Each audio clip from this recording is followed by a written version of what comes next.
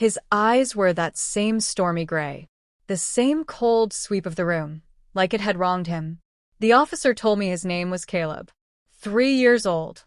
Found barefoot, wandering behind a gas station. No parents. No identification. Just a crumpled note in his pocket with my name on it. I told them, again, I didn't have a child. But my feet were already moving into the room. And then I saw her. Lena. She wasn't supposed to be real anymore. 3 years ago, I was a husband, not just by law, but by choice. I believed in it, all of it. The permanence. The bond. The us that stood together against everything. I built a tech company from nothing, and before it earned a cent, I gave her half. That's what trust meant to me, without terms or hesitation. She told me she didn't want children. I said that was fine. Never pushed. She said she needed solitude, space for her art. So I kept the house quiet, worked long hours, stayed out of the way. I thought that was love, giving her what she needed. But really, I was just clearing a path for someone else. The first hint came in the form of a receipt in her coat pocket. 2 milkshakes, one with extra whipped cream. She couldn't even drink milk. The next was a locked folder on our shared drive, labeled Seattle. We lived in New York. I said nothing, just started paying attention. She told me she was heading to a retreat upstate for 2 weeks. I smiled and said, have fun.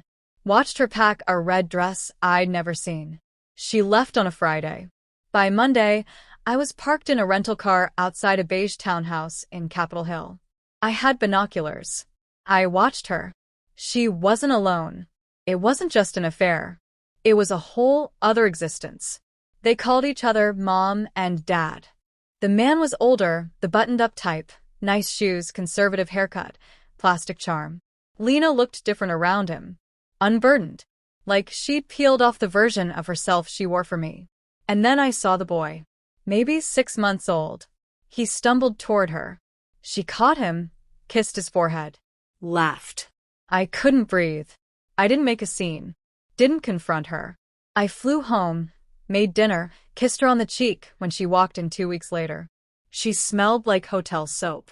I spent the next 2 years untangling everything we'd built together. Quietly. I bought out her shares of the company through a front. She signed without much thought, probably preoccupied with the life she thought I didn't know about. 6 months later, I filed for divorce. Said it just wasn't working. She agreed like it meant nothing. She got the loft. I kept the liquid assets. That was intentional. I wanted her surrounded by the life we built, now emptied, while I rebuilt mine from behind the curtain. Then I waited. Waited until she stopped looking over her shoulder. Until the man she'd built her secret world with found out about me, the marriage, all the lies. Maybe he left. Maybe he vanished. Either way, the townhouse went on the market. Her social media fell silent. The records disappeared. She turned herself into a ghost. They found the kid alone, a crumpled note in his pocket bearing my name, like she'd penciled me in as a contingency, nothing more. The officers figured I was the dad. I quietly said I wasn't and asked them to run a DNA test. While the lab did its work, I did mine. It didn't take long to uncover the truth. The man she'd reinvented herself with wasn't some rich savior. He was a grifter who leached off her accounts, emptied them, and skipped to Thailand under a fresh alias. She was left broke, homeless, and desperate, saddled with a son she couldn't feed and a lie she couldn't hide. So she used the only name she trusted would mop up the mess, mine. The results landed. 0 biological link. I already knew. Still, I let the detectives summon her.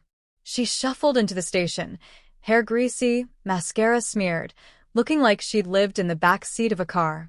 Her eyes locked on mine, as if I were a specter. She reached for the boy. I blocked her path. He's not safe with you, I said, sliding a folder across the desk.